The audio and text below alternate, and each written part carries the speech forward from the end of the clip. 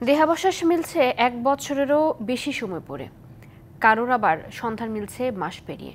প্রবীণ জনগোষ্ঠী বেড়ে যাওয়ায় জাপানে গেল ৬ মাসে এমন প্রায় ৪০,০০০ মানুষের মৃত্যু হয়েছে। প্রত্যাশার চেয়ে কম শিশুর জন্ম হওয়ায় দেশটিতে সৃষ্টি হয়েছে এমন পরিস্থিতি।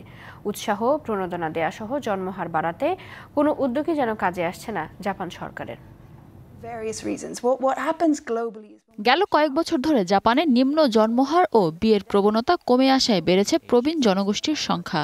জাতিসংঘের তথ্য বলছে বিশ্বের সবচেয়ে বেশি প্রবীণ জনসংখ্যার দেশ এখন জাপান।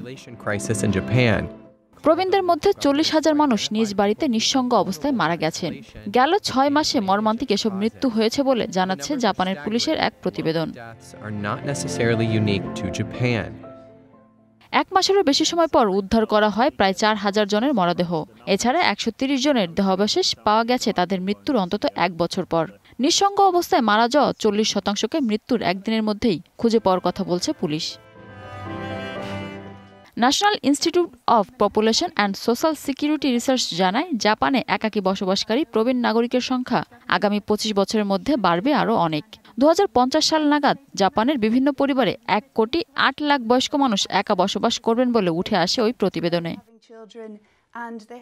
জাপানের জনসংখ্যার হিসেব অনুযায়ী গত বছর দেশটিতে জন্মহার কমে যাওয়ার নতুন রেকর্ড হয়। গত বছর সরকারের প্রত্যাশার চেয়েও ৮ লাখ কম শিশু জন্ম নিয়েছে দেশটিতে। কয়েক বছর ধরেই জন্মহার বাড়াতে জনগণকে নানা উৎসাহ দিয়ে যাচ্ছে জাপান সরকার। চলতি বছরে বেশি সন্তান নিতে নগদ অর্থ, শিশুদের জন্য তহবিল দ্বিগুণ করা সহ নানা সুবিধার কথাও ঘোষণা দিয়েছে ফুমিও কিশিদা সরকার। মিনা ফেরদাউস, ডিবিসি নিউজ ডেস্ক।